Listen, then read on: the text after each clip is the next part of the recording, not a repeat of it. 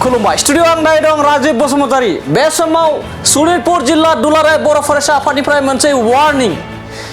नंगौ। बे समाव नोंथांमोनखौ फिन फोरमायबावदि जि सनितपुर जिल्लानि दुलाराय बर' फरायसा आफादनिफ्राय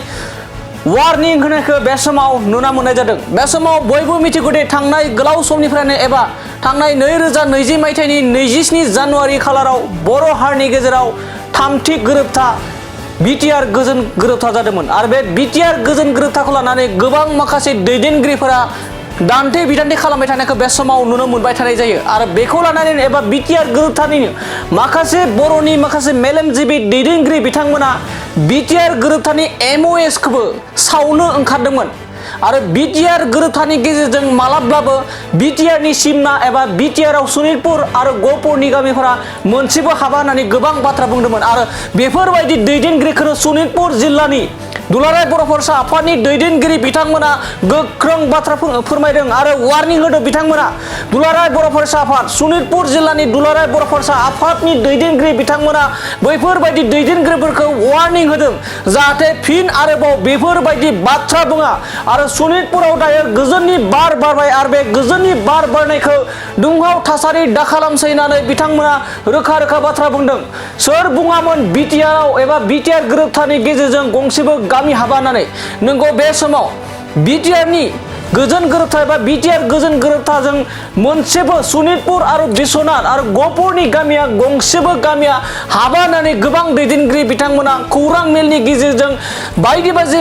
मेल मिटिंनि गेजेरजों बाथ्रा दान्थे बिदान्थे खालामनायखौ बे समाव नुनो मोननाय जादोंमोन आरो बेखौ लानानैनो सनितपुर जिल्लानि दुलाराय बर' फरायसा आफादनि आफादगिरि बिथांमोना आरो लोगोसे सनितपुर जिल्लानि गोबां दैदेनगिरिफोरा वार्निं होदों जे बेफोरबायदि बुंनायनिफ्राय आरो सनितपुर बिश्वनाथ ओनसोला बिटिआरआव हाबा बायदि बायदि बाथ्रा बुंनानै गावनि राजखान्थिनि लाबा लाबनि थाखाय गावनि मासिनि थाखाय बाथ्रा बुंनायखौ गारनांगौ ना होननानै बिथांमोना वार्निं होदों। सनितपुर जिल्लानि दुलाराय बर' फरायसा आफादनिफ्राय गोख्रों वार्निं होदों आरो बिथांमोना बुंदों दायो सनितपुर आरो बिश्वनाथआव गोजोननि बार बारबाय, बे गोजोननि बारखौ गाज्रि दा खालामनानै गोख्रों सोंखारिदों। मानो होनबा नोंथांमोना मिथिगौदि थांनाय गोलाव समनिफ्रायनो जेब्लानिफ्राय बिटिआर गोजोन गोरोबथा थांनाय 2020 मायथाइनि 27 जानुवारि खालाराव बिटिआर गोजोन गोरोबथा जादोंमोन। दुलाराय बर' फरायसा आफाद एनडिपि फेक्सनखौ लानानै खौसेयै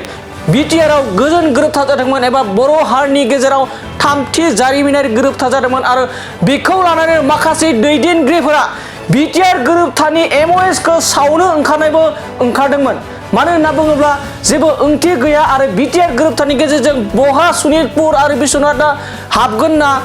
दफा लिरनाय दङ होननानै चेलेन्ज खालामदोंमोन माखासे दैदेनगिरिफोरा आरो बेखौ लानानै खौरां मेलनि गेजेरजों माखासे बर'निनो मेलेमजिबिफोरा सावनो ओंखारदोंमोन आरो बेफोरबायदि सावनो ओंखारनाय एबा सनितपुर बिश्वनाथफोरा बिटिआरआव हाबा बायदि बायदि नंखाय बाथ्रा बुंनायनिफ्राय जानगाराव थानांगौ होननानै बिथांमोना रोखा फोरमायदों। बे समाव आं ग्राफिकनि गेजेरजों नोंथांमोनखौ दिन्थिनो नाजादों। सनितपुर जिल्ला एबसुनिफ्राय मोनसे गिदिर वार्निं बिथांमोना वार्निं होदों। जाय बिथांमोना सनितपुर बिश्वनाथआ बिटिआरआव हाबनायाव हेंथा होनाय बाथ्रा बुङो बिथांमोनखौ गोख्रों बाथ्रा बुंनायखौ बे समाव नुनो मोननाय जादों। नंगौ, बिथांमोना बुंदों बे समाव सनितपुर आरो बिश्वनाथआव हाबनानै राजखान्थियारि गावस्रानाय सानदोंब्ला दिनैनिफ्रायनो गोजान जा। जुदि राजखान्थियारिनि थाखाय एबा राजखान्थिनि थाखाय जुदि गावस्रायनायनि खामानि मावनो सानदोंब्ला अब्ला दिनैनिफ्रायनो सनितपुर बिश्वनाथ ओनसोलनिफ्राय गोजान जानानै बिथांमोना सनितपुर जिल्लानि दुलाराय बर' फरायसा आफादनि बिथांमोना दैदेनगिरि आरो बिथांमोनानो रोखा बुंदों जे खौरांनि गेजेरजों बेफोरबायदि सुबुंफ्रा जानगाराव थानांगौ होननानै। आरो बे समाव सनितपुर जिल्ला एबसुनिफ्राय मोनसे गिदिर वार्निं, बे वार्निंआ जाहैबाय जाय बिथांमोना सनितपुर बिश्वनाथ ओनसोला बिटिआरआव एबा बिटिआर गोजोन गोरोबथाजों गंसेबो गामि हाबा बैफोरबायदि दैदेनगिरिफ्रा दिनैनिफ्रायनो सनितपुर बिश्वनाथ ओनसोलनिफ्राय जानगाराव थानांगौ होननानै गोख्रों बाथ्रा बुंदों सनितपुर जिल्लानि दुलाराय बर' फरायसा आफादनि दैदेनगिरि बिथांमोना। दानिया फैदों सनितपुर जिल्ला दुलाराय बर' फरायसा आफादनि आफादगिरि बिथांमोना माबायदि गोख्रों वार्निं होदों बिटिआर गोरोबथानि एबा बिटिआर गोजोन गोरोबथाजों सनितपुर बिश्वनाथ आरो लोगोसे बिटिआर गोरोबथानि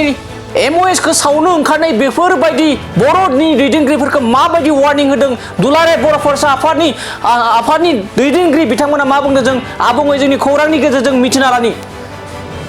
बेजों लोगोसे आरो जों बुंनो सानो दिनै सनितपुर आरो बिश्वनाथ जिल्लानि बर' रायजो राजाफ्रा गोलाव सम जि आन्दलन राजा लामा रेल लामा उखैहाब सोमावसारनाय बायदि बायदि सोमावसारनायाव मैखोमै बाहागो लाबोदों नाथाय बिनिनो जोंनि माखासे सानैसो सकस लिडार्सफोर दङ दैदेनगिरिफोर दङ जाय बिथांमोना दिनै सनितपुर बिश्वनाथनि गामि सोसननाय बिटिआरआव एबा बड'लेण्डआव हाबजानायखौ लुबैया जाय बिथांमोना दैदेनगिरिफोरा दिनै बर' जातियाव जातीयता बादखौ देखायफ्लानानै गावसिनि राजनीतिक मुलाम्फाखौल' देखायफ्लायो जाय बिथांमोना रायजो राजानि गेजेराव मोनसे खौसेथि आरो श्रृंखलाखौ सिफायनानै गावसोरनि मुलाम्फानि थाखाय खामानि मावो जाय बिथांमोना दिनै सनितपुर बिश्वनाथनि मोनसेबो गामिया बड'लेण्डआव हाबा मोनसेबो न'खरा बिटिआरआव हाबा आरो बे मालाबाबो जाया बियो थगायजाबाय बायदि बायदि जोंनि माखासे लिडारफोरा दिनै बुंदों नाथाय जों बिथांमोनखौ दिनै सनितपुर जिल्लानि जानानै बिथांमोनखौ जों सोंखारियो जे नोंथांमोना बर' जानानै बर'नि मोजांखौ लुबैया दिनै जोङो बर' हारिया माबायदि अबस्थायाव दङ दिनै नोंथांमोना सनितपुर आरो बिश्वनाथ जिल्लायाव फैनानै नायफैबा नुगोन दा बेनिखायनो जों बुंनो सानो सोनाबनि सानजानि खुनु लिडार जोङो बिदि फारागथि लायालाबानो जोङो साफ्रोमबो बर'नि दैदेनगिरियानो सानजा सोनाब खोला साहा फारफ्रोमथिंबो अल राउन्ड डेभेलपमेन्टखौ नायनांगोन आरो जोंनि सानजानि बर'फोरखौबो जोंखौ नायनांगोन आरो दिनै जोङो बिनिनो दिनै फोरमान बायदियै दुलाराय बर' फरायसा आफादनि आफादगिरि बिटिआरनि खुंथायनि मानगोनां खुंगिरि मानगोनां प्रमद बर' आरो मानगोनां एनडिएफबिनि जिखिनि दैदेनगिरि मानगोनां बिथांमोननि नाजानायाव जे सनितपुर बिश्वनाथ दिनै बेखिनि जाफुंसारबाय जों बिथांमोनखौ भेरि माच थेंक्स होदों आरो जाय बिथांमोना सनितपुर बिश्वनाथखौ लानानै हाबा बायदि बायदि सोंखारिनाय रावजों एबा जोंखौ राजनीतिकनि मुलाम्फानि थाखायल' खामानि मावो बिथांमोना जाहाथे दिनैनिफ्राय गोजानाव थायो आरो बिथांमोना खौसेथिखौ नोजोर बोनानै जाहाथे सनितपुरनि रायजो राजाफोरनि थाखाय मोजां खामानि मावनो थाखाय जाहाथे आवगायबोयो जों बेखौ दुलाराय बर' फरायसा आफाद आरो सनितपुरनि रायजो जानानै खावलायगोन जाहाथे जोंनि सनितपुरनि जि मोनसे गोजोन थासारि बेयाव हाबनानै जाहाथे जोंखौ राजनीतिक गावस्रानाय जाहाथे लाबोआ आरो खुनु जोंनि गेजेराव बेबायदि हिंसा हिंसि लाबोआ आरो खुनु बेबायदि एरला एरसि लाबोनानै रायसन रायब्र खालामनानै जाहाथे जोंनि गेजेराव खौसे गोजोनथिखौ जाहाथे सिफायफैनो नाजाया आरो बेबायदि दैदेनगिरिफ्रा जाहाथे जोंनि सनितपुराव दाफैथों आरो हाबफैनाङा सनितपुरनि थाखानाय सनितपुरनि जायगानि जायफोर दैदेनगिरिफोरा गावनि जायगानिखौनो दालाल खालामनानै दिनै सनितपुर बिश्वनाथआ गामि सोसननांगौ बेखौ उल्था बुंग्रा कसारि अट'नमासाव जानांगौ आरो बायदि बायदि गामि लिसा थगायजाबाय बायदि बायदि बुंग्रा बिथांमोनखौ आं खावलायगोन दिनैनिफ्राय जाहाथे नोंथांमोना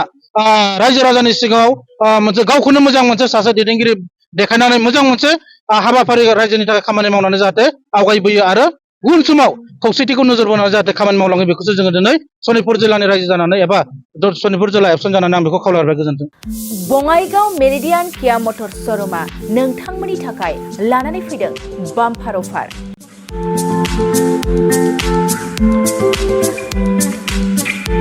नोंथांमोना सोरबाफोर मेरिडियान किया मटर श'रुमनिफ्राय गारि बायनो गोसो दं अब्ला बङाइगावआव थांनानै बायहैनो हागोन। बे बाम्पार अफारफ्रानो जाहैबाय सेल्टस गारियाव 1,25,000, क्लेरेन्स गारियाव 1,50,000, सनिक गारियाव 50,000सिम खम बेसेनाव मोननो हागोन। नोंथांमोना गोसो गुदुं अब्ला थाबैनो नैबे जानबुं नङाव सुलाद लाहरनो हागोन। जानबुं अनजिमायानो जाबाय 0629 213 4455।